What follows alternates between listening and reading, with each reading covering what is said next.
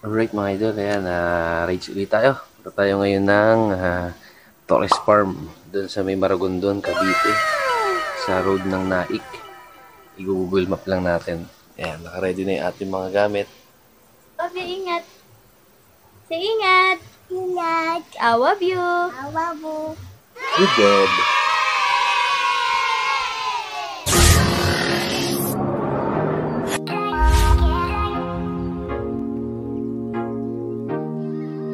Alright mga idol, 8:49 AM. Ayan, 8:50.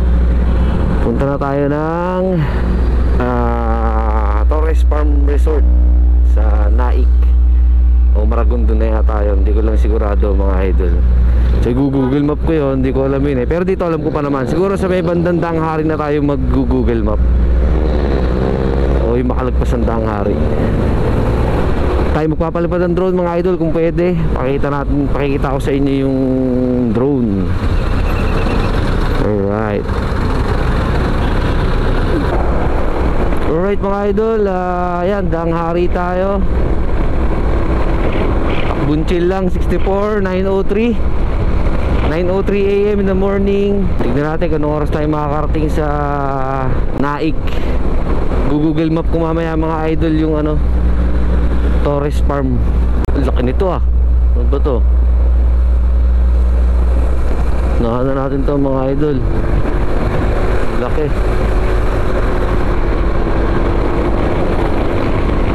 Alright mga idol, ayan, malayo pa kami sa Torres Farm.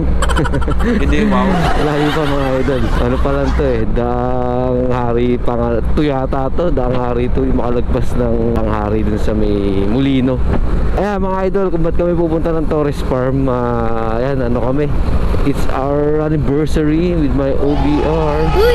Sana Ano kami magde-date. Kahapon pa talaga, April 8. Uy, April 9 na namin ginanap kasi ngayon lang ang day off. Ayan, doon kami magagala. Gusto ko na talagang ma-ride sa inyo, dati pa yung Torres Farm. Sakto may drone na tayo, doon tayo magpapalipad mga idol. Sana pwede, papaalam mo natin sa bantay doon. Pero pwede naman siguro.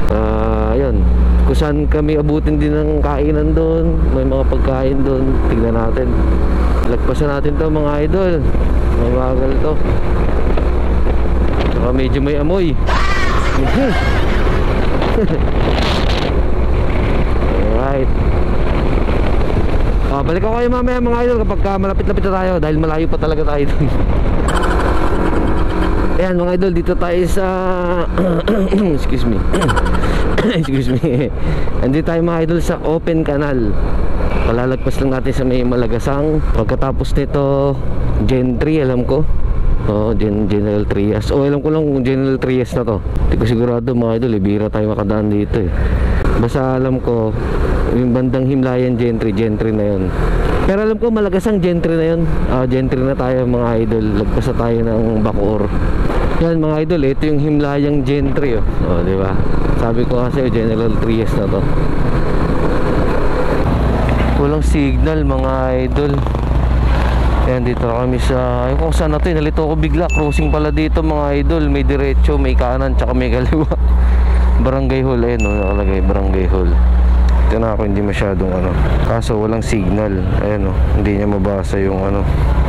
Ayaw pa rin mga idol mag-loading. May data naman tayo. Ayun, can't connect. Wala tayong signal. Alright mga idol, tama. Tama ako, hindi pala didiretso doon. Kung saan napapunta yun. Kakanan na pala talaga tayo dito.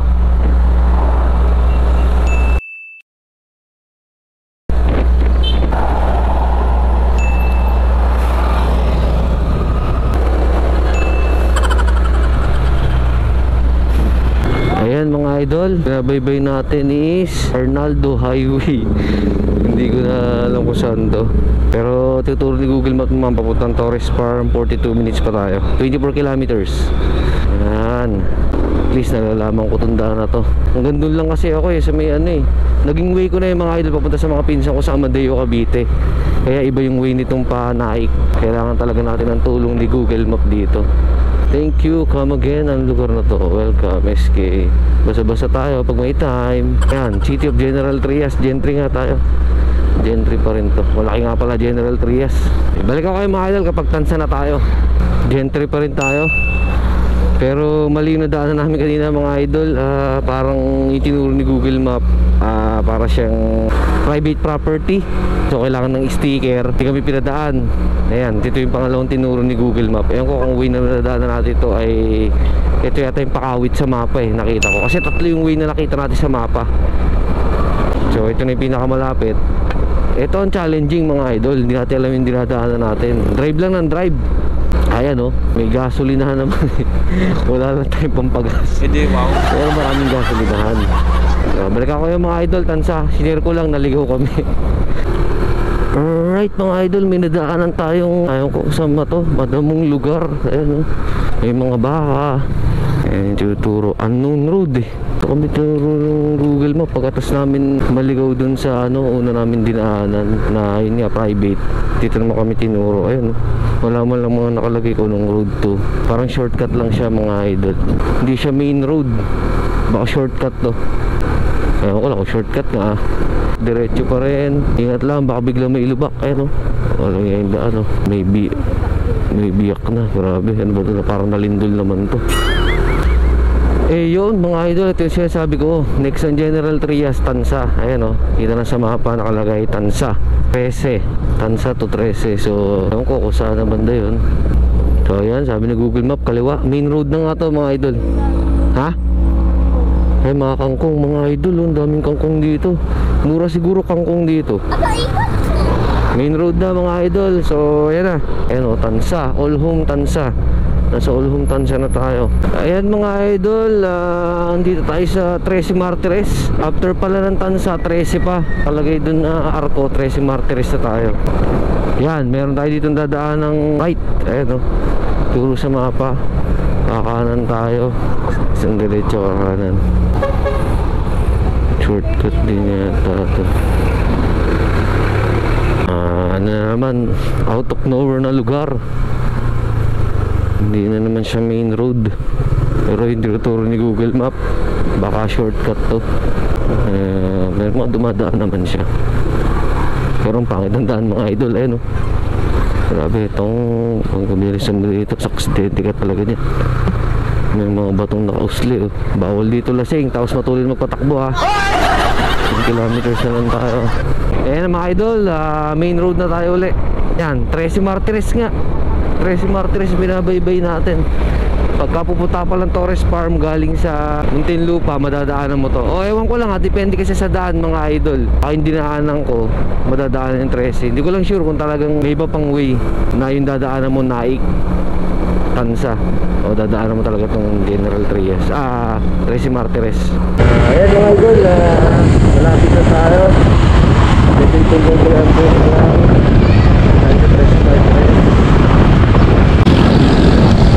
Tayo. Ayan.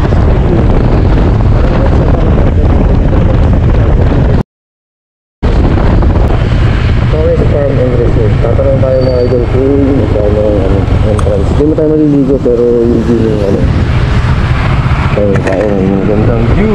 Alright. Excuse. Sir? Sir, saan pagka hindi po maliligo resort yung lang? Entrance fee yung... Dito lang sir. May lang. Titingnan lang yung mga 230 sir. Pagka yung may maliligo sir, sa resort? 260. 260. 30 pesos difference. Dito na po natin babayaran. Dito na sir.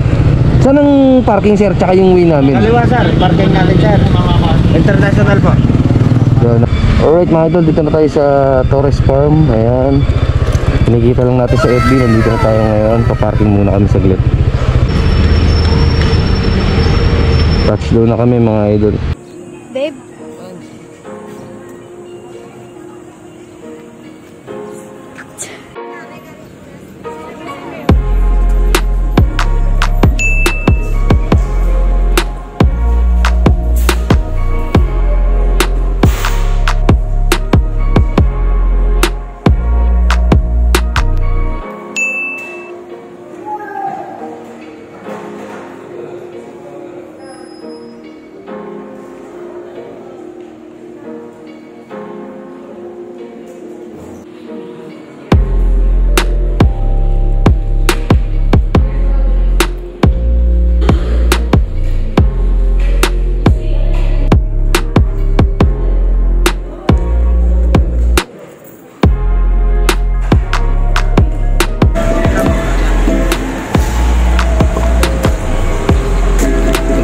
Immigration Office. Ewan ko ano meron dito mga idol.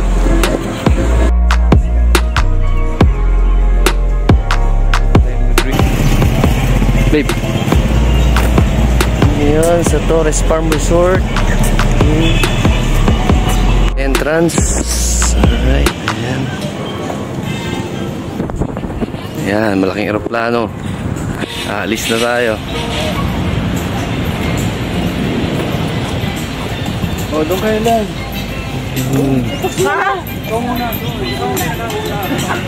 So yun, malaking. Ayan.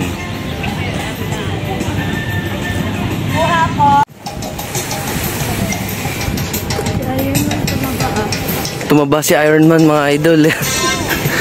Tumaba. Ayan, malaking aeroplano. May bayad kaya pag sasakay ka sa ganyan? Ano na? May bayad kaya pag sasakay sa ganyan? Alright, mamaya yung aerial view yung titignan natin mga idol. Papalipad tayo ng drone.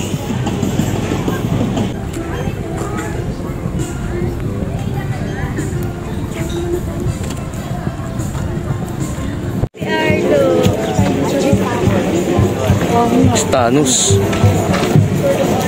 Thanos, si Iron Man.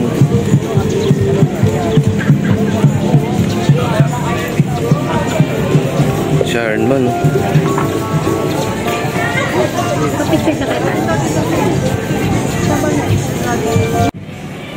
Dito na tayo magpalipad ng drone. Papalipad muna akong drone. Tapos video mo ako ba nagpapalipad.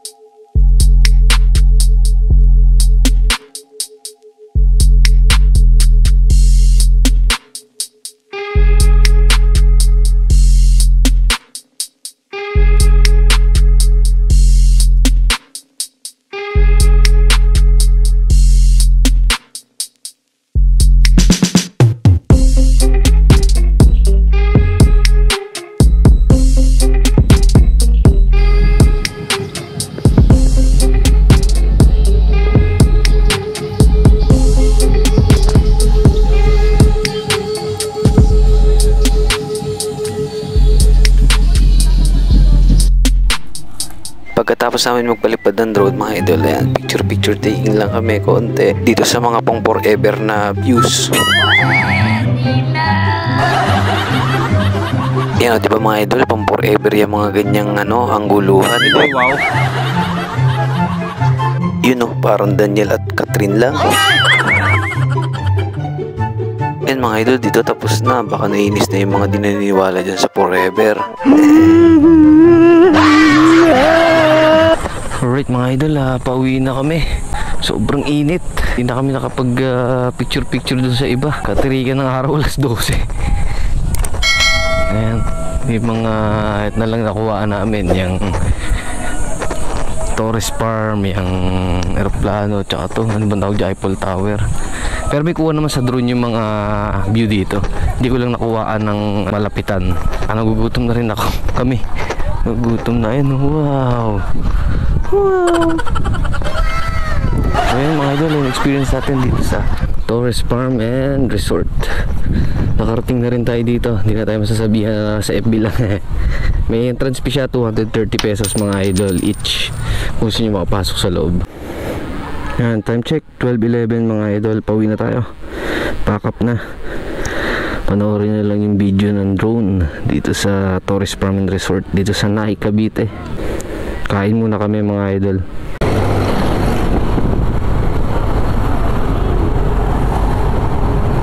Pakdo kami mga idol, kain muna tayo. Ginagawa mo!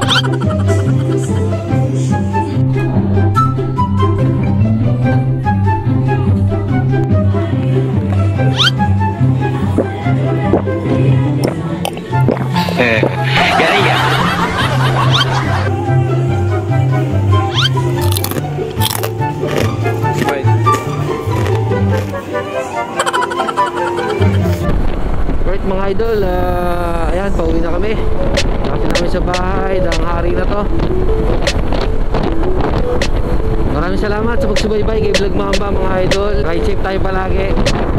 Ayun, sa mga pumunta dun sa Torres Farm Resort, may papayo ko lang, dahil may kasama kayong bata o kaya huwag kayo masyadong mainit pumunta dun. Ayun, makapag-picture naman kayo sa mga ay nakita nyo naman sa video yung mga pwedeng picture-picturean dun. Tourist talaga siya, tourist spot. Pero sa medyo namamahalan kami sa 230 pesos na entrance fee. Pero yun na nga, nandun naman na kami. Siyempre, experience. Parang mas okay pa rin sa akin sa Calaruega. 30 pesos yata ang doon, ang Sugbo, Batangas, Calaruega yun. 30 pesos ang entrance fee, murang-mura yun, 230. Pero kung gusto nyo talagang mapuntahan, di ba? Ba't hindi? Talagang pag-ipunan nyo, sarap din mag-rides. Mura din naman, di naman siya ganun kamahal. Pero kung worth it ba, mas maganda may kasama kayong mga bata, may enjoy lalo. Tapos may swimming siya eh, pwede siya mag-swimming, kaya resort pala. 260 pesos yung entrance ng adult, pwede na kayong maligo. Kasama na yung paliligo doon. Andun na yung mga swimming pool, yung mga pool nila. Pag 230, lang, day tour lang. Ayan, libutin nyo. Kasong init nga ng pinunta namin doon, kaya buti may dala akong drone. Yung drone na bahalang maglibot. Kasi kung ikaw pupunta doon sa bawat lugar, ganun kainit, talagang ka, magiging nog-nog ka eh. Nog-nog na nga ako. Kaya naman, salamat. Right si Tarkin palagi. Peace out.